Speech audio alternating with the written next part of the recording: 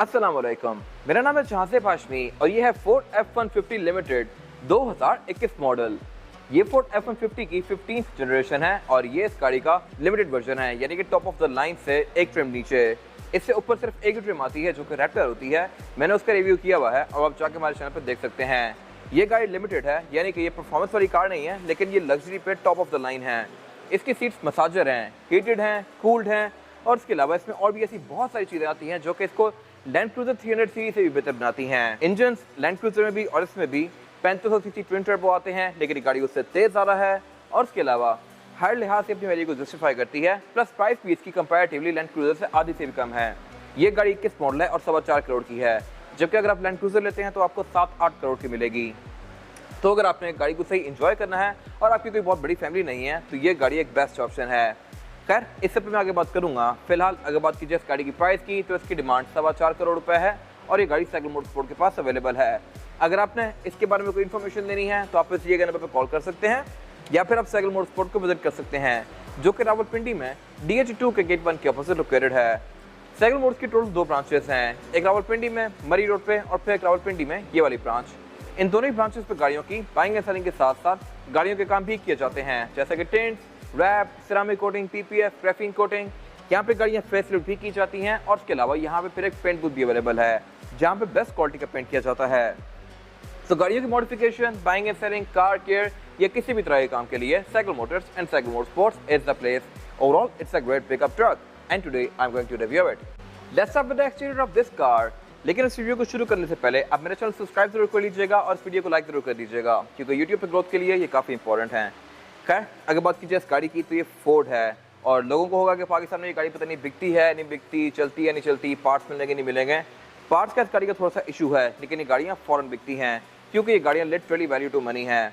ये गाड़ी 2021 मॉडल है और 4.25 करोड़ की है, जबकि अगर आप इसमें 2018-19 मॉडल लेंगे तो वो गाड़ियाँ आपको 1.5-2 करोड़ के आसपास मिल जाएंगी, जबकि 1.5-2 करोड़ में आपको रीवो GR स्पोर्ट मिलता है और रीवो GR स्पोर्ट फीचर्स के लिहाज से इससे आधा भी नहीं है।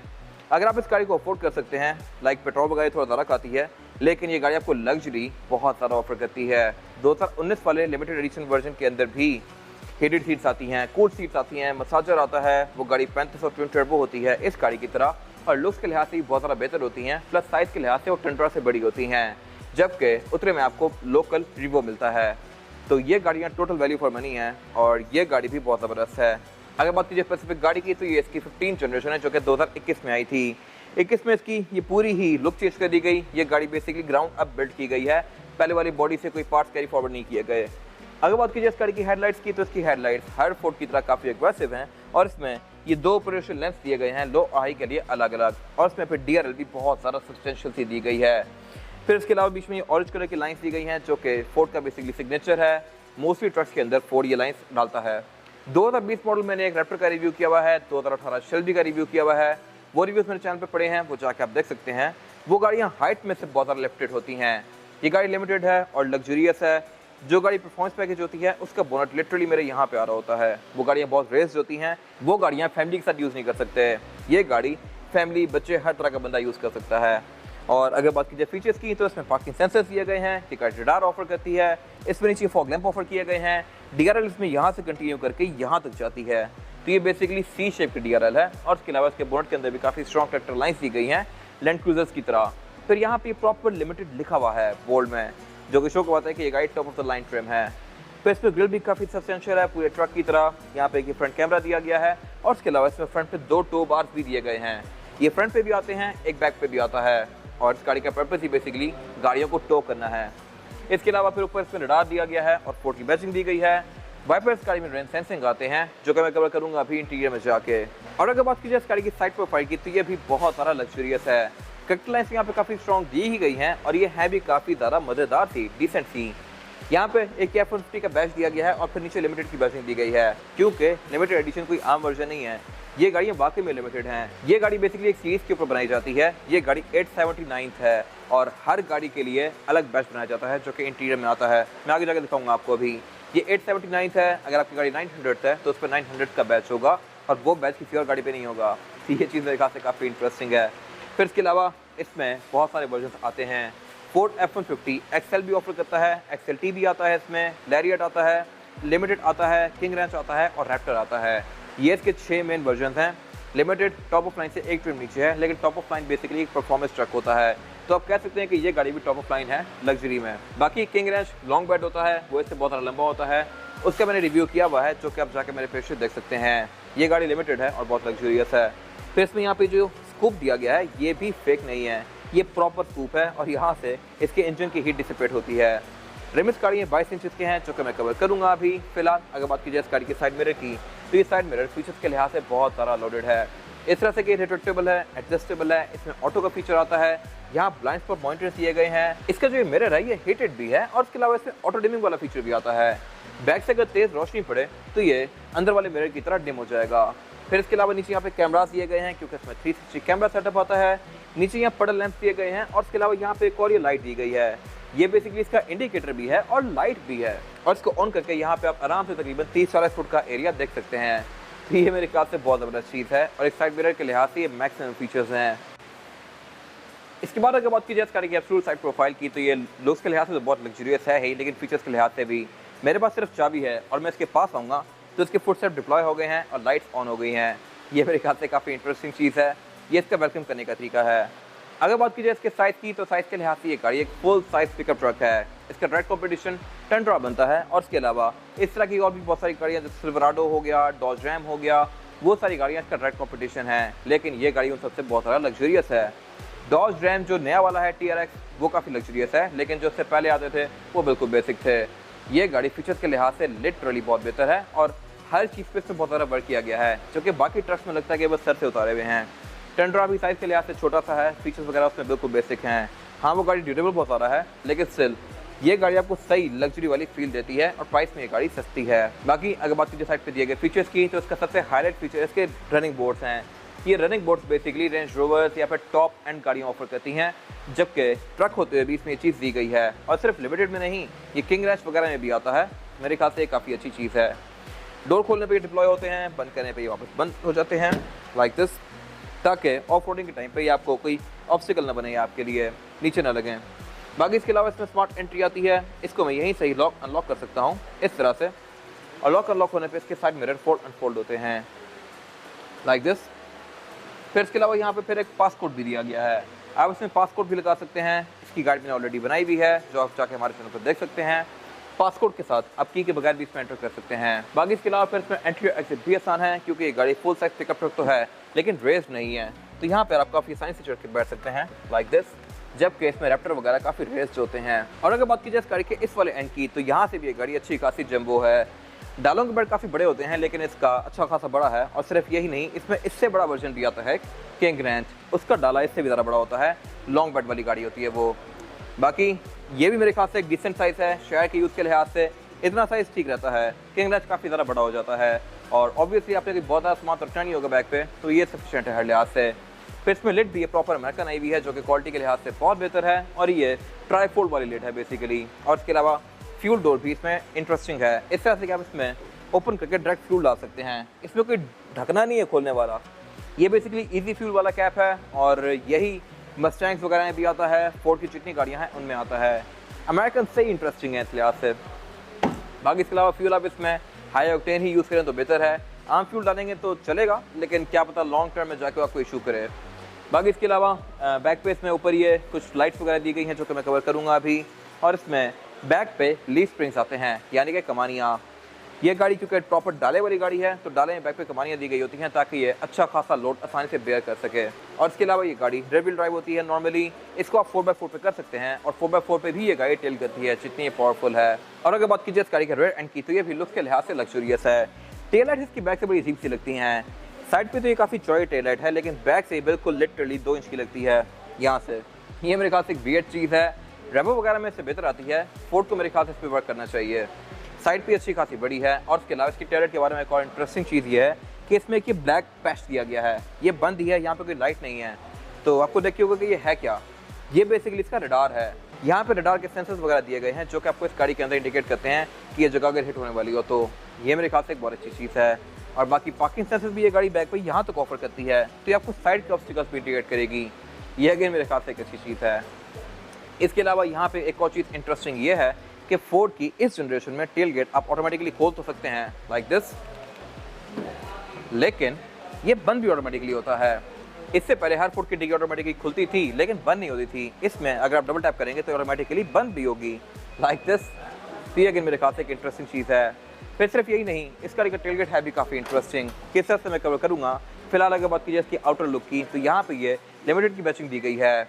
लिमिटेड में बैक पे काफ़ी बड़ी सारी क्रोम की फ्रिल आती है और उसके अलावा बैक पे ये फोर्ड F-150 की बैचिंग दी गई है। इसके अलावा इसका रेयर बम्पर पूरा ही मेटालिक है और इसमें ये टो गियर दिया गया है। टो गियर भी एक एड ऑन फीचर है जो कि आप परचेस करते टाइम ऐड करवाते हैं, इसमें किया गया है। और यहाँ पे ये 3 पावर आउटलेट दिए गए हैं जहाँ से आप अपने ट्रेलर या कैंपर को पावर कर सकते हैं। इसके अलावा अगर बात कीजिए टेल गेट के अंदर दिए गए फीचर्स की, तो इसमें एक फुट स्टेप भी आता है। फोर्ड हमेशा से ही टेल गेट के अंदर एक स्टेप ऑफर करते हैं जिनको मैं इस तरह से बाहर निकाल सकता हूँ लाइक दिस। और इसके बाद यहाँ पे प्रॉपर ग्रैब हैंडल भी दिया गया है जिसको पकड़ के आप ऊपर चढ़ेंगे, ये वाला। तो ये मेरे ख्याल से एक बहुत इंटरेस्टिंग डिटेल है। आप इस पे पाँव रख के आराम से यहाँ पे एंटर हो सकते हैं। ये चीज़ मैंने इसके अलावा किसी और ट्रक पे नहीं देखी। इसको बंद करने के टोटल 3 स्टेप्स हैं और इसकी ट्रंक के बेड के अंदर यहाँ पे प्रॉपर एक फुट दिया गया है। इस स्केल के ऊपर रख के आप इन चीज़ों को मेजर करके काट सकते हैं। ये अगर एक इंटरेस्टिंग चीज़ है। बाकी अगर बात कीजिए इसकी ट्रंक कैपेसिटी की, तो इसका बेड अच्छा खासा स्पेशियस है और इसके बेड के अंदर प्रॉपर एक केसिंग दी गई है जो कि काफ़ी हाई क्वालिटी है और इसमें फोर्ड की बैचिंग आती है।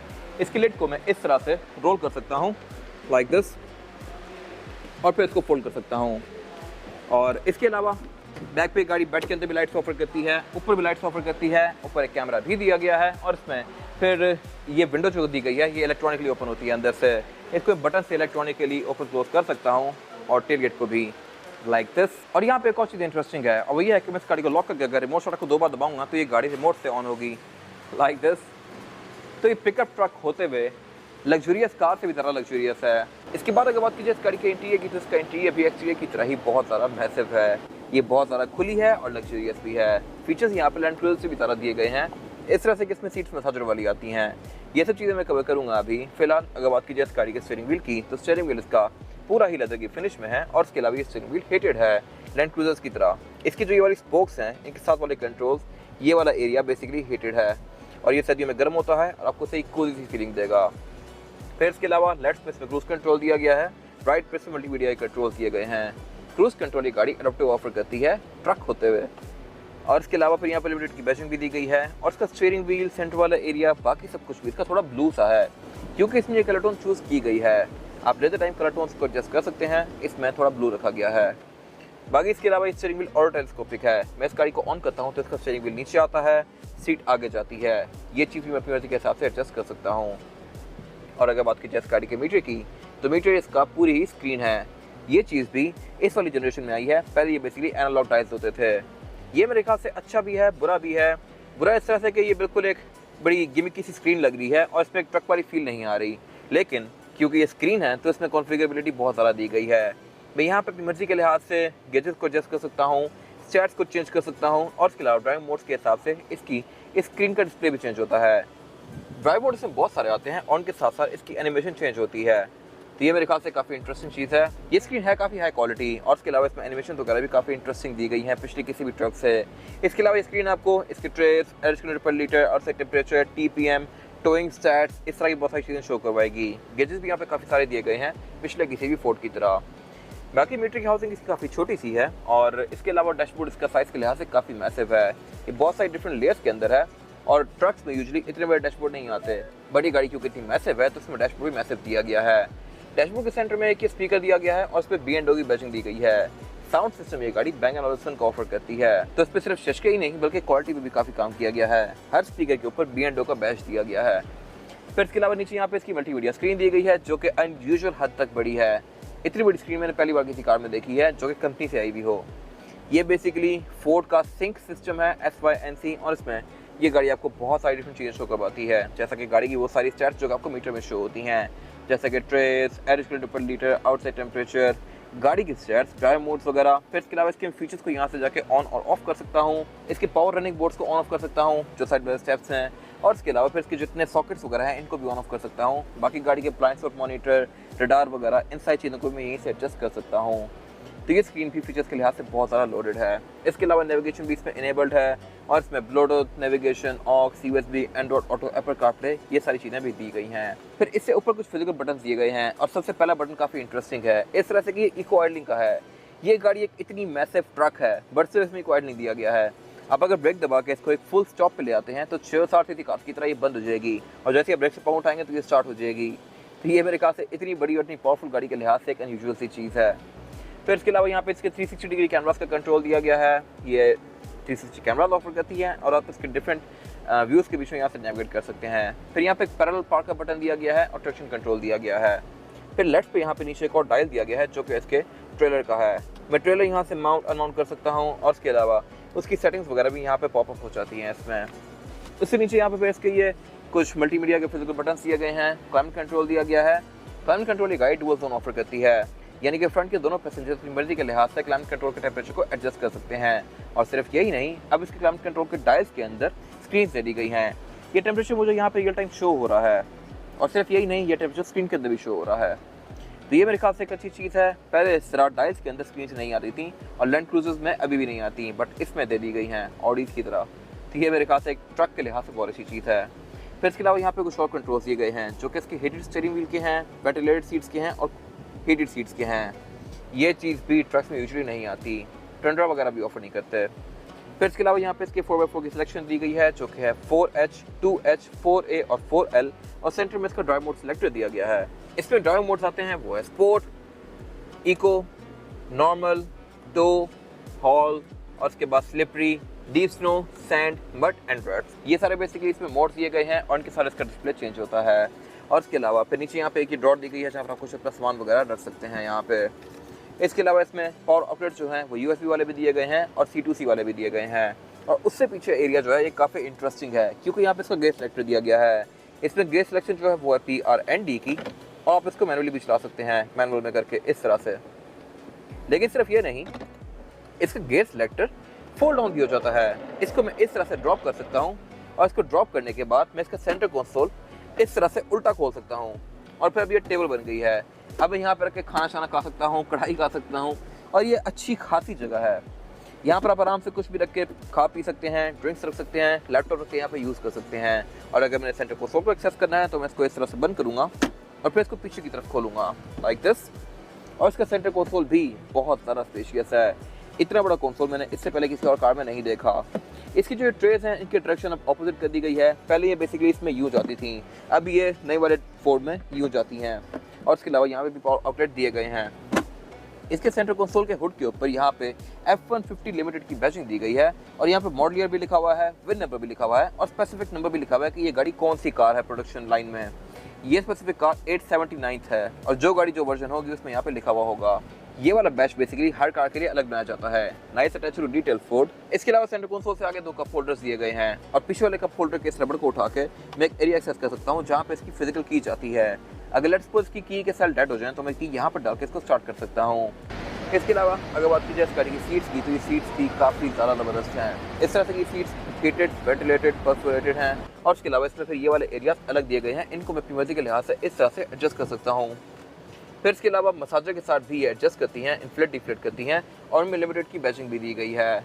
ये सीट्स प्रॉपर सही मसाज करती हैं। वैसा मसाज नहीं जैसा कि बाकी छोटी मोटी कार्स करती हैं, इसका मसाज आपको सही फील होता है और इसके भी काफ़ी सारे मोड्स दिए गए हैं इस स्क्रीन के अंदर। फिर इसके अलावा सीट्स भी इसकी डुअल कॉम्बिनेशन में हैं, ग्रे और ब्लू के।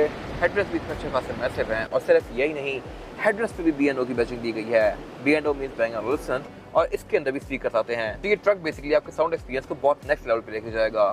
फिर सिर्फ यही नहीं, इसमें स्पीकर डोर्स में तो हैं ही, हेडरेस्ट में भी हैं और छत में भी हैं। छत से भी आपको साउंड आएगी। ट्विटर से इसमें वैसे ही दिए गए हैं, तो इसमें जो कसर थी वो सब पूरी कर दी गई है। कोई पॉइंट नहीं छोड़ा गया जहाँ पर स्पीकर ना लगाया गया हो। इसमें स्पीकर डोर्स में है, यहाँ पिलर्स में है, यहाँ छत में है, हेडरेस्ट में है, माइक सर के ऊपर दिए गए हैं। तो हर लिहाज से आपको ऑडियो बेस्ट किस्म की आएगी। बाकी इसके अलावा एयरबैग की गाड़ी टोटल 11 ऑफर करती है। एक स्टीयरिंग व्हील में, एक डैशबोर्ड में, 4 पिलर्स में, 2 सीट्स के साइड पर, एक ड्राइवर की नी पे और फिर एक पैसेंजर की नी पे भी। और बाकी इसमें पैनोरामिक रूफ दी गई है। इस पैनोरामिक रूफ को मैं यहाँ से क्लोज कर सकता हूँ लाइक दिस। और एक ट्रक में पैनोरामिक रूफ होना एक काफ़ी मज़ेदार चीज़ है। ना टंडर ऑफर करता है, ना रिवो वगैरह ऑफर करते हैं, ना LCs ऑफर करती हैं, ना लेक्सस ऑफर करती है।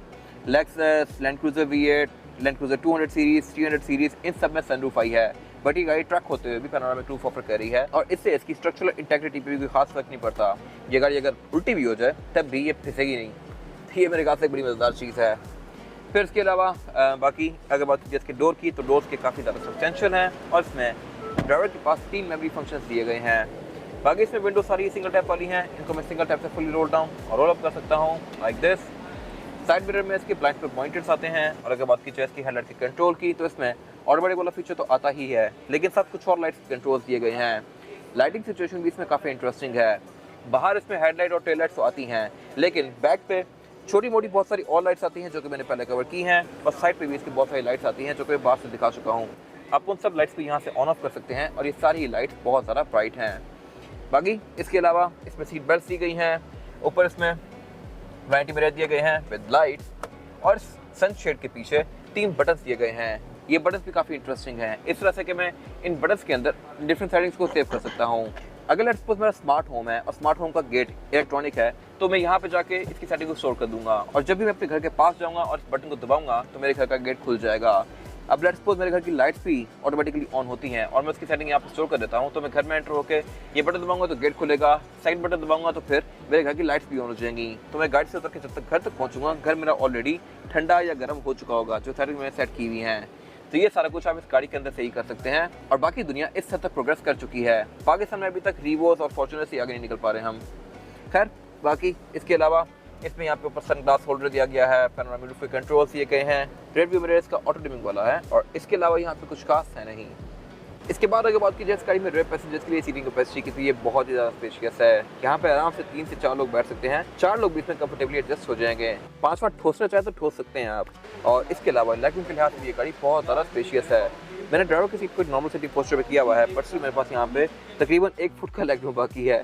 हेडरूम भी इसमें अच्छा खासा स्पेशियस है और चौड़ाई में ये गाड़ी इतनी चौड़ी है कि मैं लिटरली यहाँ पे यूं करके लेट सकता हूँ और फिर भी मेरे पाँव वहाँ तक नहीं पहुँच रहे। अगर मैं फुल यहाँ पे लेट जाऊँगा तो मैं लेट सकता हूँ।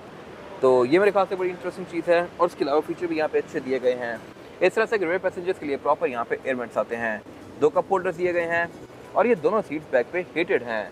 इनको मैं यहाँ से ऑन ऑफ कर सकता हूँ। फिर बैक पे 3 आउटलेट दिए गए हैं, एक तो 120 वोल्ट का पावर आउटलेट है, फिर इसके अलावा यहाँ पे एक फ़ोन के लिए चार्जर भी दिया गया है और इसके अलावा फ्रंट दोनों सीट्स के पीछे यहाँ पे ये ड्रॉर्स दी गई हैं। फिर इसके दोनों डोर्स के अंदर कप होल्डर्स आते हैं, दोनों डोर्स में इसके B&O के स्पीकर्स आते हैं Bang & Olufsen के। बैक पे इसकी पैनोरामिक रूफ यहाँ तक आती है और इसके अलावा यहाँ पे एयरबैग्स भी दिए गए हैं। फिर सेंटर बैक सेंटर कंसोल दिया गया है जिसको निकाल के मैं एज एन आर्मरेस्ट यूज़ कर सकता हूँ और इसमें 2 कप होल्डर्स भी दिए गए हैं। और इसके अलावा ये गाड़ी क्योंकि लिमिटेड एडिशन वर्जन है तो इसमें बैक पे ये ग्लास भी आता है, इसको मैं आगे से इलेक्ट्रॉनिकली ओपन क्लोज कर सकता हूँ। फिर सिर्फ यही नहीं, इसमें रेयर विंडोज इतनी मैसिव हैं कि आपको पूरी दुनिया ही नजर आएगी यहाँ से बैठ के, ये बहुत ज़्यादा बड़ा है। और इसके अलावा फिर यहाँ पे केबल लाइट्स भी दी गई हैं LED में।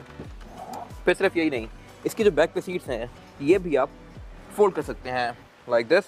यहाँ पे पुल टैब दिए गए हैं, इनको मैं पुल करके इसकी सीट को अनलॉक करके इस तरह से ऊपर उठा सकता हूँ और अब यहाँ पे आप अच्छा खासा सामान रख सकते हैं। यहाँ लिटरली आराम से पूरा एक cycle, bike, washing machine, LED screen, ये सब कुछ आ सकता है। फिर इसकी टूल किट भी यहाँ पे नीचे ही दी गई है और बाकी इसको दोबारा से नॉर्मल करने के लिए पुल टैब को दोबारा खींचूंगा इस तरह से और फिर इसकी सीट वापस अपनी पोजीशन पे आ जाती है। बैक पे लिमिटेड की बैचिंग दी गई है और इसके अलावा यहाँ पे कुछ खास है नहीं। इसके बाद अगर बात की जाए इस गाड़ी के इंजन की, तो इंजन साइज इस गाड़ी में एक ही मेन ऑफर होता है, 3.5 litre twin turbo EcoBoost. ये इको बूस्ट वाला इंजन है जो कि 2016-17 में भी आ रहा था, लेकिन ये इंजन कंपैरेटिवली 17-18 वाली गाड़ी से काफ़ी ज़्यादा तेज़ है। और इसके अलावा ये गाड़ी V6 है। इसके कुछ फ़ायदे हैं पाकिस्तान में और वही हैं कि इस पर टैक्सेस कम पड़ते हैं। नई मोस्टली गाड़ियाँ ऐसा ही आ रही हैं, 35 CC twin turbo V6। Land cruiser अगर आप देखें तो वो भी 3500 हैं, ट्विन टर्बो V6 हैं, same goes for this car. और इसके अलावा मोस्टली बड़ी गाड़ियाँ अब छोटे इंजन की तरफ मूव करी हैं।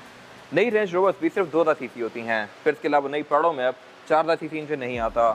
तो ये मेरे ख्याल से एक इंटरेस्टिंग चीज़ है, दुनिया छोटे इंजन की तरफ मूव करती जा रही है और उनको टर्बोचार्ज करती जा रही है। ये इंजन मेंटेनेंस के लिहाज से कोई बहुत ज़्यादा महंगा नहीं पड़ता, पाकिस्तान में इसकी मेंटेनेंस की जा सकती है, लेकिन कंपैरेटिवली डेफिनेटली ये लैंड क्रूजर्स वगैरह से या वीगो वगैरह से महंगा पड़ता है। लेकिन ये इंजन हैवी वर्थ इट, इसकी परफॉर्मेंस बहुत ज़बरदस्त है। ये गाड़ी 400 हॉर्स पावर प्रोड्यूस करती है और ये गाड़ी सिर्फ एक ट्रक है, तो एक ट्रक के लिहाज से ये बहुत ज़बरदस्त फिगर है। और ये गाड़ी 0 to 100 भी अंडर 6 सेकंड करती है, फुल साइज फिगर ट्रक होते हुए। और इसके अलावा बाकी रिम इस गाड़ी में 22 इंचेस के दिए गए हैं, बट स्टिल ये गाड़ी तकरीबन 70-80 पे जाते हुए भी टेल करती है। ये इतनी पावरफुल है। और अगर बात की जाए इस गाड़ी की फ्यूल एफिशिएंसी की, तो ये गाड़ी आपको तकरीबन 4 से 5 किलोमीटर पर लीटर तक की एवरेज देगी। अगर आप इसको प्यार से चलाएंगे तो ये गाड़ी 6-7 भी जा सकती है, लेकिन बहुत प्यार से चलाने पे एवरेज वैसे इसकी 4 से 5 आएगी आपको। और बाकी इसके अलावा इसका इंजन ब्रेक काफ़ी टाइटली पैक्ड है। 3.5 होते हुए भी इसके काफ़ी सारे कंपोनेंट्स दिए गए हैं और इसमें काफ़ी सारे पाइप्स घूम रहे हैं, उसकी वजह से ट्विन टर्बोस हैं। बाकी इसके अलावा यहाँ पे इकोबूस्ट की बैचिंग दी गई है। इसमें फिर ABS, traction control, drive modes, ये सारी चीज़ें आती हैं जो कि इसके राइड को बेहतर बनाती हैं। इसमें एक और वर्जन आता था पहले 5.0 लीटर V8 वाला शेल्बी, और उसके अलावा रैप्टर, उनके रिव्यूज़ मैंने किए हुए हैं। वो गाड़ियाँ से बहुत ज़्यादा पावरफुल होती हैं। मैंने शेल्बी 750 हॉर्स पावर वाली कार का रिव्यू भी किया हुआ है। वो गाड़ी लिटरली एक बीस्ट है और बहुत ज़्यादा तेज़ होती है, तो उसकी साउंड भी इससे बहुत ज़्यादा लाउड होती है। उसके रिव्यूज़ आप जाके हमारे चैनल पर देख सकते हैं। बाकी खैर बोनट इन सारी ही गाड़ियों में हाइड्रोलिक से ओपन होते हैं और इसके अलावा यहाँ पे कुछ खास है नहीं। इसके बाद अगर बात कीजिए इस गाड़ी की टायर साइज की, टायर साइज ऑफर करता है फोर्ड, ये है 285, 45 और 22। इसमें 22 इंचेस का रिम आता है कंपनी से ही, जो कि मल्टी स्पोक है, क्रोम सा है देखने में, और ये लिमिटेड एडिशन में आता है। फिर इसके अलावा ये गाड़ी ऑर्बिट डिस्प्ले को ऑफर करती है, फ्रंट पे भी और बैक पे भी। और टायर इस गाड़ी में नैनकैंग का है, जो कि एक अच्छा टायर है। और इसके अलावा यहाँ कुछ खास है नहीं। ये था आज का रिव्यू। अगर आपको ये रिव्यू पसंद आया है तो इस रिव्यू को लाइक कीजिए, मेरे चैनल को सब्सक्राइब कीजिए, और अगर आपके पास इस गाड़ी से रिलेटेड कोई भी राय है तो उसको कमेंट सेक्शन में शेयर जरूर कीजिएगा, ताकि वो लोग जो ये गाड़ी लेने वाले हैं वो आपकी राय से फ़ायदा उठा सकें। अपना ख्याल रखिएगा। Thank you.